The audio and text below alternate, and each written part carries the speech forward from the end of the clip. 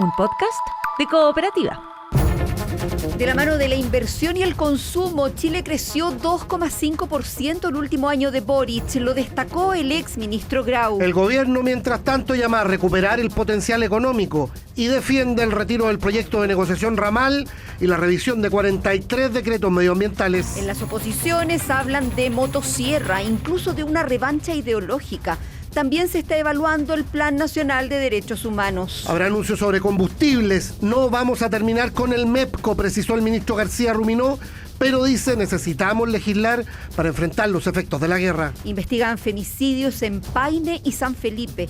En ambos casos hay denuncias previas. En Estación Central, un detective disparó contra los delincuentes en medio de un asalto. Con la tragedia de la lancha Bruma, formalizan a 3 tripulantes del PAM Cobra y a sus propietarios como persona jurídica, la empresa Blumar.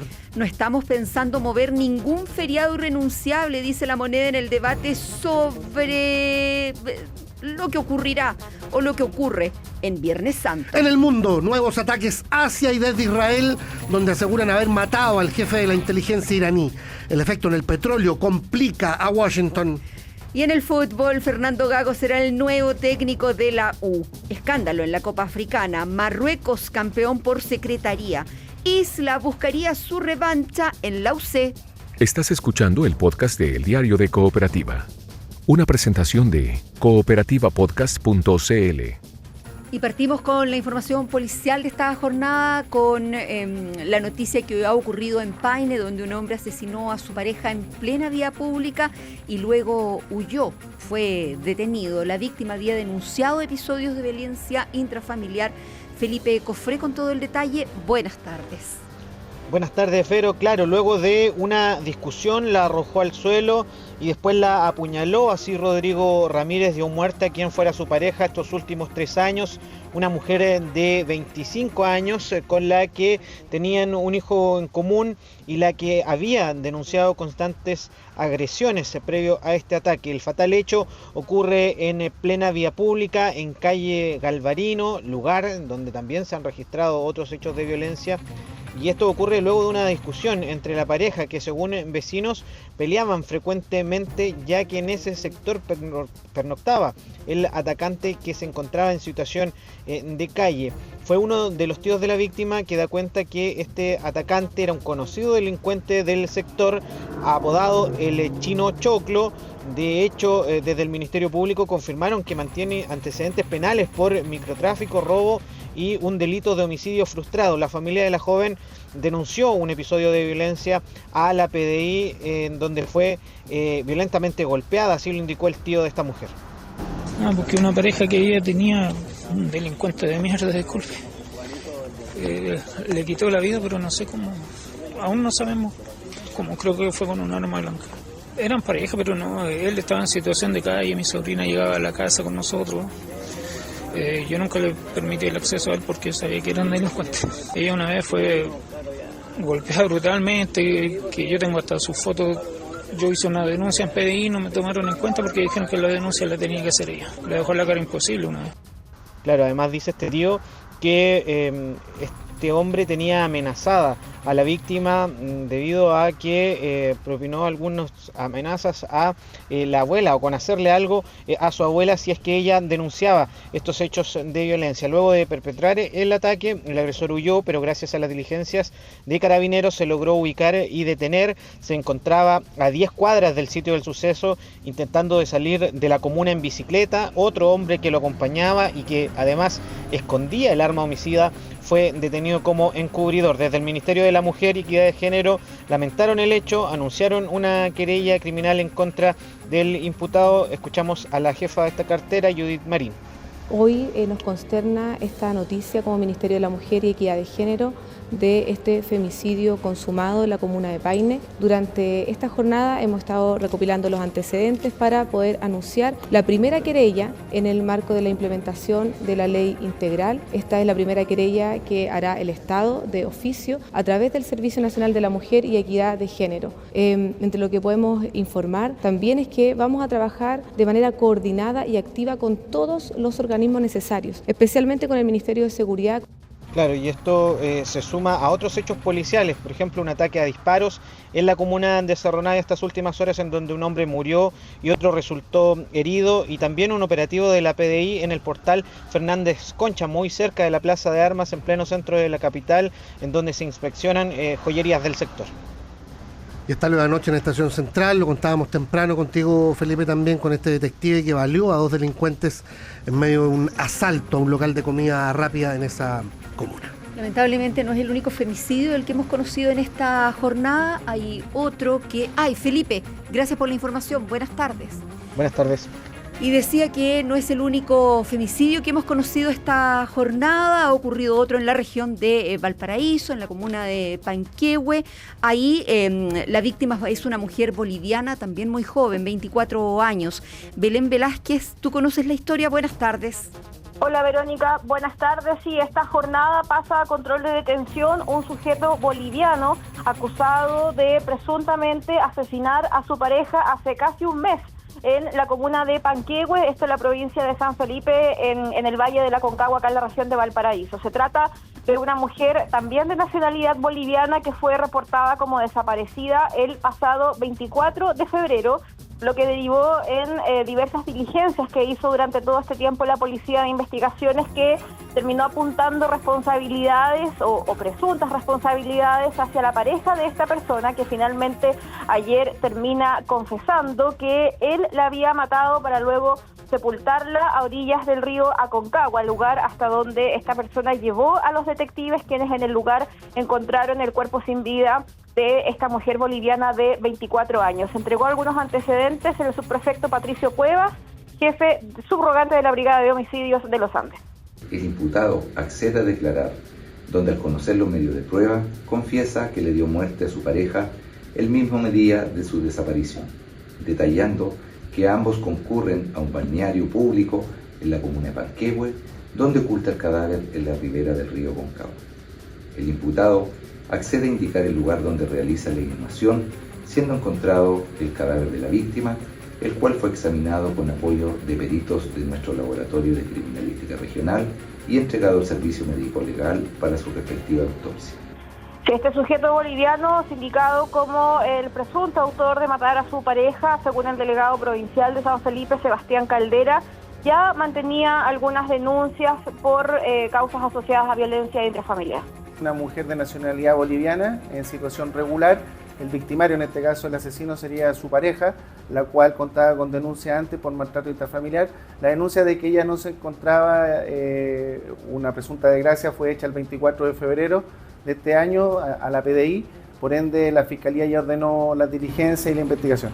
Está confeso, el autor está confeso, fue detenido él mismo llegó al lugar del suceso, es una ciudadana boliviana de 24 años y precisamente con domicilio en la Toma de Lloya. ¿Eran pareja? Bueno, sí, eran pareja.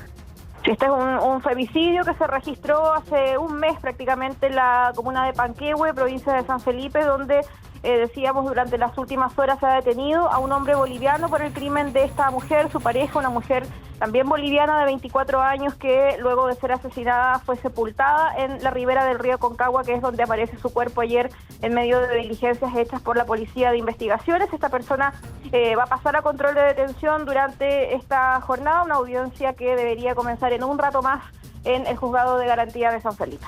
Y ahí estaremos contigo, Belén. Muchas gracias. Buenas tardes. Buenas tardes. 2 femicidios hemos conocido durante esta jornada. En los 2 casos había denuncias por violencia previa. Ojo, hay un teléfono que es de orientación y de ayuda en violencia contra la mujer, que es del Ministerio de la Mujer y la Equidad de Género. Es el 1455. Está dirigido a víctimas y testigos que buscan información sobre cómo actuar o dónde denunciar. Orienta sobre el proceso de denuncia y la red de apoyo existente sin necesidad de tener denuncias previas realizadas, y además ofrece ayuda psicológica y jurídica inicial a mujeres que sufren violencia física, psicológica, sexual o económica, tanto en contextos de pareja como familiares. El teléfono es el 1455. Otra cosa, el caso Bruma, de la lancha Bruma, murieron 7 personas allí. Hay 3 tripulantes del PAM Cobra entre los imputados y también la propietaria de esa nave, la empresa. Christopher Espinosa, buenas tardes. Hola Rodrigo, muy buenas tardes. Sí, ya se ejecutó la formalización de la investigación en contra de 3 tripulantes del pesquero de Altamar Cobra. Hablamos del capitán Roberto Mancilla, el piloto Luis Macaya y el jefe de máquinas Jaime Sandoval, a quienes el Ministerio Público les ha imputado responsabilidad en el delito reiterado de homicidio culposo. Esto en el marco del abordaje del pesquero de Altamar Cobra en contra de la lancha a motor Bruma la madrugada del 30 de marzo del año 2025 en la bahía de Coronel. Una omisión negligente a las responsabilidades de la legislación actual de navegación es donde fundamenta el Ministerio Público la responsabilidad de estas 3 personas que integran la tripulación del pesquero de Altamar Cobra. Se exhibieron diferentes videos, el más relevante, el que da cuenta de que el PAM Cobra tuvo 8 minutos para darse cuenta de que había una embarcación adelante de ellos y no lo hicieron. Lo explicó así el fiscal de Coronel, Hugo Cuevas. Hay una llamada a las 2:58 horas. El capitán de Don Tito, el señor José Robles, efectúa un llamado al capitán Mancilla informándole que tiene posible pesca en su lugar de ubicación. Esa llamada es contestada por el señor Macaya, quien está en el puente de navegación, así lo reconocen en sus declaraciones, y en donde el señor Mancilla, también en la declaración, indica que él, al recibir esta información por parte del piloto, sube al puente de gobierno, toma el mando de la nave y decide cambiar de ruta, y que va hacia la Bruma. Se tuvo definitivamente la distancia y el tiempo suficiente para haber visto a la lancha Bruma, como quedará acreditado más adelante. Por primera vez en Chile, una empresa es formalizada por su responsabilidad penal. Se trata de la empresa Blumar. ¿Cuáles son los antecedentes que llevan al Ministerio Público a imputar por primera vez a una empresa? Es que Blumar, según la indagatoria, no tiene en su modelo cómo actuar en caso de abordajes. No hay prevención para abordajes en el alta mar, infringiendo así la ley, configurándose su responsabilidad penal como empresa. El abogado Alejandro Espinosa dice que tiene argumentos para rebatir esto y además califica lo sucedido como un lamentable accidente.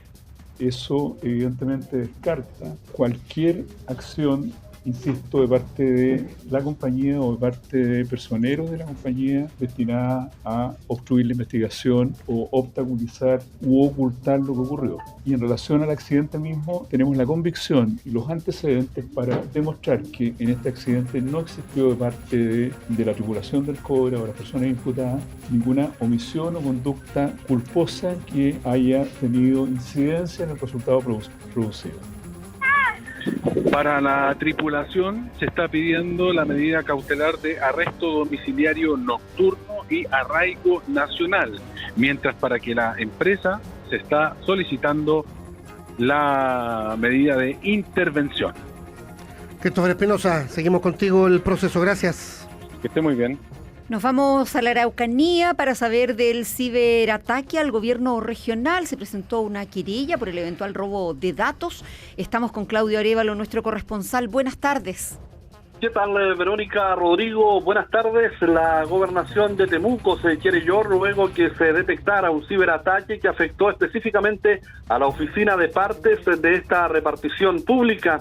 Según lo que se ha conocido durante esta mañana, básicamente se trató del robo de información, por lo que ya fue identificada la dirección IP desde donde se produjo este hecho. Se trata de una dirección de aquí, de la ciudad de Temuco, dijo el gobernador René Zafirio, quien entregó detalles a Cooperativa respecto de la presentación de la querella. Significó que se extrajera 21,4 megabytes de documentos, fundamentalmente desde la oficina de partes del gobierno regional de la Araucanía, y hemos interpuesto una querella en contra de quien resulte responsable. Hemos solicitado a que se despache una orden de investigar a la brigada del cibercrimen de la PDI. Estamos solicitando también se identifique al titular de la conexión asociada a esa IP. se está investigando específicamente una empresa que en algún momento tuvo vínculos con el gobierno de la región de la Araucanía. Se instruyó de esta manera a la Brigada del Cibercrimen de la Policía de Investigaciones de Temuco para continuar en las próximas horas con las indagatorias. Por el momento no hay personas detenidas y se desconoce el detalle de la información que fue extraída a partir de este ciberataque, cuya investigación, como decimos, Verónica Rodrigo, está en pleno desarrollo acá en Temuco. Y que seguiremos de cerca contigo, Claudio Arévalo. Gracias, buenas tardes. Buenas tardes. Estás escuchando el podcast de El Diario de Cooperativa, una presentación de cooperativapodcast.cl. Economía, política, de la mano de algunos datos y de lo que viene. El crecimiento del 2025, hoy día fue informado por el Banco Central, hay reacciones y esto hace match con los proyectos de la nueva administración y lo que viene también en función de los efectos de la guerra, ¿no? Con las esperadas modificaciones al MEPCO. Dicen que no es que se vaya a eliminar el MEPCO. Gonzalo Aguirre, buenas tardes. ¿Qué tal? Buenas tardes. Un crecimiento de 2,3% durante el 2025 era lo que habían arrojado los datos del IMASEC, 2,4% lo que se esperaba en el último IPOM y 2,5% el dato que proyectaba el gobierno del presidente Boric en su momento. Esa fue la cifra, 2,5%, la que se conoció hoy en el informe de cuentas nacionales del cuarto trimestre del 2025 publicado por el Banco Central.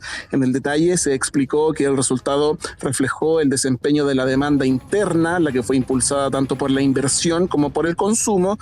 Además, dice el informe, gran parte de las actividades económicas exhibieron cifras positivas.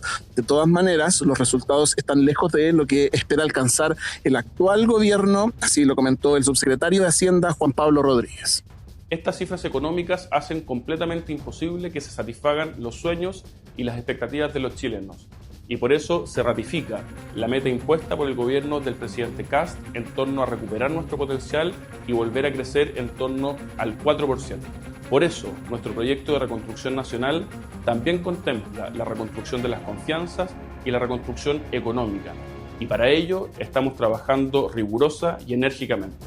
Una lectura distinta hizo en la red X sobre los resultados el exministro de Hacienda, Nicolás Grau, quien encabezó esta cartera desde agosto de ese año. Buenas noticias, dijo, datos oficiales de cuentas nacionales dan 2,5% de crecimiento del PIB 2025, esa era la proyección de Hacienda, y con este dato la deuda pública queda en 41,5% y era 41,7% en 2024, es decir, dice el exministro Grau, logramos bajarla luego de 18 años de alzas. Y de los datos publicados pasamos a modificaciones que todavía no se anuncian, pues el gobierno, se sabe, alista cambios al mecanismo de estabilización de precios de los combustibles por el alza del petróleo de la mano de la guerra en Medio Oriente. ¿Vamos a evitar el alza del petróleo con la política del MEPCO? Claramente no. ¿Vamos a evitar el alza del petróleo con la política del MEPCO? Claramente no. Es parte de lo que dijo en la última jornada el presidente Kast. Entregó hoy algunas luces de lo que podría ocurrir el ministro de la SECPRES, José García Romero. Esto tiene que ser pronto, tiene que ser relativamente rápido. Yo me imagino que puede ser esta semana, a más tardar primeros días de la próxima semana. No podemos dejar pasar mucho tiempo porque entiendo que cada día significa del orden de unos 50 millones de dólares. Con los actuales precios y los precios internacionales del petróleo suben, es más dinero todavía y es plata que nosotros hoy día no tenemos. ¿Tiene efectos políticos por la eliminación del MEPCO, no? No necesariamente se va a tratar de la eliminación del MEPCO, por eso yo creo que hay que esperar lo que la fórmula que está trabajando el ministro de Hacienda. Bueno, y fue consultada por este tema hace algunos minutos aquí en el Palacio de la Moneda la ministra vocera, Mara Cedini, quien ha dicho que en unos días será el ministro de Hacienda quien presentará las medidas. Estamos en una posición en que estamos obligados a tomar medidas concretas. Fue lo señalado así antes por la Secretaría de Estado. Claro, porque mientras tanto lo que dijo Quiroz el otro día es que el fisco está recibiendo menos lucas porque se está llenando la cajita del MEPCO para paliar esa alza que va a venir. Gonzalo, muchas gracias. Buenas tardes. Vamos al Congreso. Preocupación y desconfianza ha generado entre expertos y parlamentarios de izquierda el retiro de numerosos decretos en materia medioambiental y de energía, así como del Plan Nacional de Derechos Humanos. Jorge Espinosa Cuellar, buenas tardes. Hola Verónica, buenas tardes. El Plan Nacional de Derechos Humanos fue elaborado por el gobierno anterior, trabajó en él un comité interministerial y se consultó la opinión de varios organismos. Un plan que incluyó 175 recomendaciones. Es el tercer plan desde que se publicó la ley que creó la Subsecretaría de Derechos Humanos y que contempla precisamente la elaboración de estos planes cuatrianuales. El gobierno del presidente Kast, quien tiene una mirada especial sobre la materia y lo ocurrido en Chile durante la dictadura, retiró el plan de la Contraloría para revisarlo y modificarlo, lo cual generó alarma en la oposición, particularmente en la diputada Lorena Fries del Frente Amplio, exdirectora del Instituto Nacional de Derechos Humanos, y Lorena Pizarro del Partido Comunista, expresidenta de la Agrupación Nacional de Familiares de Detenidos Desaparecidos. No es tanto que lo retiren, sino que los cambios que van a hacer y las señales que se han dado en esta materia, como las peleas todos los años por el financiamiento de los sitios de memoria, las redes sociales del Partido Republicano en torno al 11 de septiembre del 73, el hecho de que hoy día estemos hablando de indultos y de conmutación de penas que pueden incluir a criminales de lesa humanidad, es el marco que permite dudar de lo que van a hacer con el Plan Nacional. Tenemos la certeza que va a volver un engendro que va a poner en riesgo la vida de la inmensa parte de la población. Y va a haber un momento en que la olla a presión que están instalando va a estallar. Entre los republicanos, el diputado Stefan Schubert, jefe de bancada de los parlamentarios, justificó el retiro, revisión y futura reformulación del plan, apuntando a una institucionalidad y política que velen por los derechos de todos. El interés es que las instituciones que velan por los derechos humanos lo hagan con la apertura de velar por todos los derechos humanos sin importar de qué lado venga la víctima o el victimario, y en ese sentido me gustaría que existieran distintos tipos de reformas que nos lleven hacia ello. Hemos sido muy críticos varios, yo entre ellos respecto del rol del INH, y eso implicará hacer modificaciones profundas, hacer cambios de personas, modificar leyes, todo lo que podamos hacer. Además, el gobierno retiró de Contraloría 43 decretos en materia medioambiental, según dicen en el oficialismo, como parte del proceso de instalación, pues no se puede simplemente echar para adelante con los lineamientos de la administración anterior. Si bien es normal que decretos de este tipo sean retirados, no es común que se retiren en esa cantidad. Reitero, fueron 43.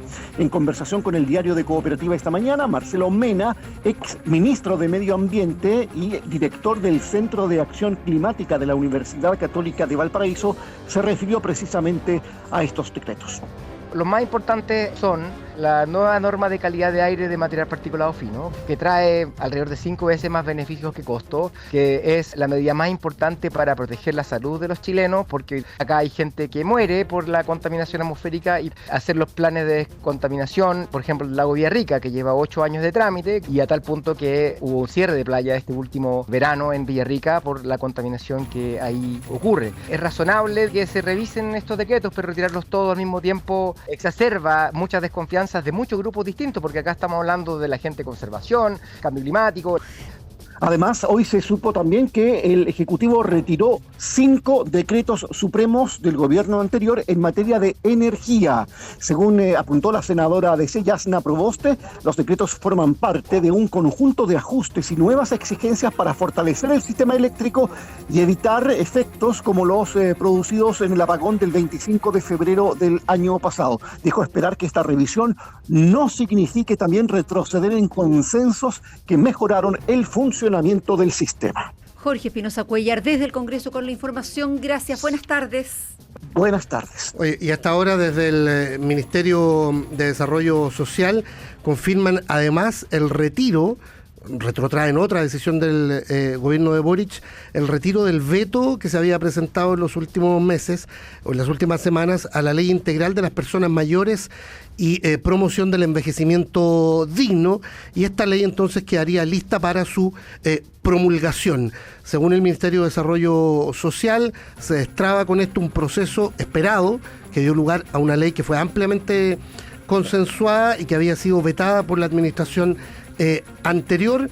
Entiendo que esto tiene que ver con algunos artículos respecto de la contratación o de la incorporación de personas de la tercera y cuarta edad a la fuerza laboral, los contratos de trabajo. Se le da luz verde, se retira el veto que había presentado el gobierno anterior y con esto quedaría el proyecto listo para ser promulgado.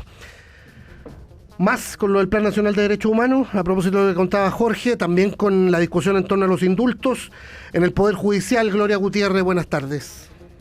Buenas tardes, Rodrigo. Puntualmente a las 9:45 de la mañana comenzó la reunión en el Palacio de Tribunales entre la presidenta de la Corte Suprema, Gloria Ana Chevesich, y el nuevo ministro de Justicia y Derechos Humanos, Fernando Rabat, donde abordaron planteamientos generales y la agenda de trabajo entre ambas instituciones. Consultada la ministra Chevesich por sus dichos de este martes en TVN, donde aseguró que la facultad del indulto presidencial debiese ser eliminada y que sea un consejo quien analice los casos. En esta oportunidad evitó repetir sus declaraciones. Ya no es tema, señaló. Escuchamos a la presidenta de la Corte Suprema, Gloria Ana Chevesich. Mi postura es que es una facultad presidencial que tiene que ejercerse en conformidad a la Carta Fundamental, la ley respectiva y los reglamentos.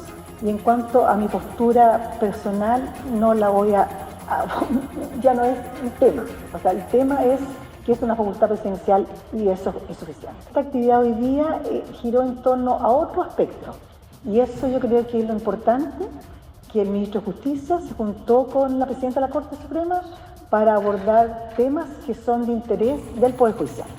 Todo esto cuando se conoce la presentación formal de solicitud de indulto por parte del ex capitán de Carabineros, Patricio Maturana, condenado a 12 años en la cárcel por el delito de apremios ilegítimos que causaron la ceguera de la hoy senadora Fabiola Campillay. Ante esto, el ministro de Justicia, Fernando Rabat, señaló que no conoce los detalles de esta solicitud y que cada una de ellas será revisada en su propio mérito.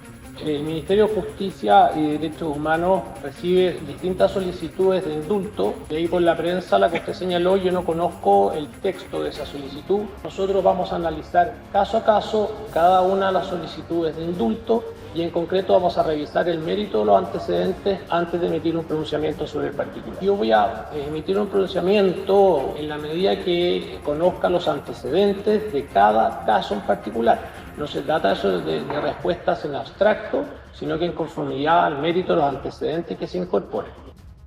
Eso en cuanto a los indultos presidenciales. Otro tema de los que respondió el ministro de Justicia fue sobre el retiro del Plan Nacional de Derechos Humanos desde Contraloría, donde aseguró que suena razonable que un gobierno que inicia sus funciones pueda revisar un plan que seguirá a lo largo del tiempo. No es una situación extraña, aseguró, y señaló también que será reingresada lo antes posible para cumplir con la normativa.